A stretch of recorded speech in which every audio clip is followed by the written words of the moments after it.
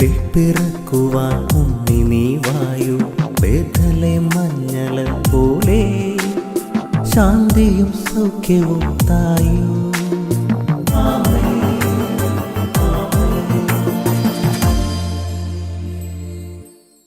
യേശുവിന്റെ ഏറ്റവും പ്രിയമുള്ള കുഞ്ഞി, സങ്കീർത്തനം 28:3, കർത്താവേ, ദുഷ്കർമ്മികളായ നീചരോടുകൂടെ എന്നെ വലിച്ച് ഇഴക്കരുത്.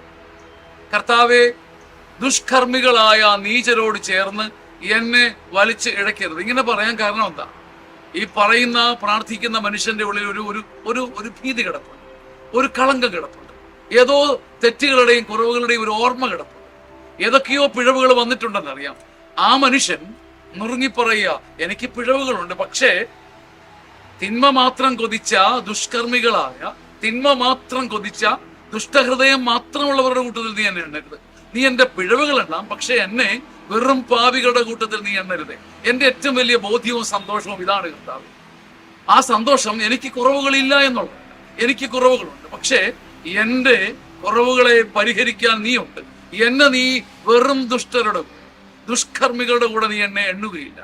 കർത്താവെ, ദുഷ്കർമ്മികളായ വെറും കേവല പാപികളുടെ കൂടെ നീ എന്നെ എണ്ണരുത്.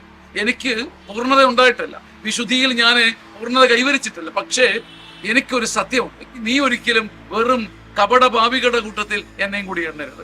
എന്റെ കുറവുകളെ കഴുകണം കർത്താവെ. എന്റെ സത്യത്തിനൊരു വില നിന്റെ മുമ്പിൽ ഉണ്ടാവും. എന്റെ സത്യത്തിന് വില എന്റെ ദൈവം തരുമെന്ന ബോധ്യമാണ് ദുഷ്കർമ്മികളിൽ നിന്നും എന്നെ വേർതിരിക്കുന്നത്. എന്റെ പാപം, ദുഷ്കർമ്മികളിൽ നിന്നും എനിക്കുള്ള വ്യത്യാസം എന്റെ കുറവ് കഴുകാൻ എനിക്കൊരു ദൈവമുണ്ടെന്നുള്ള എന്റെ വിശ്വാസമാണ്. എന്റെ വിശ്വാസം എന്നെ നീതീകരിക്കും, എന്നെ മുന്നോട്ട് നയിക്കും. എന്റെ ദുഷ്കർമ്മങ്ങളിൽ നിന്ന് ഞാൻ വിടുതൽ പ്രാപിക്കുകയും ചെയ്യും. എന്റെ ദൈവം എന്നെ പാപികളുടെ കൂടെ എണ്ണുകയുമില്ല.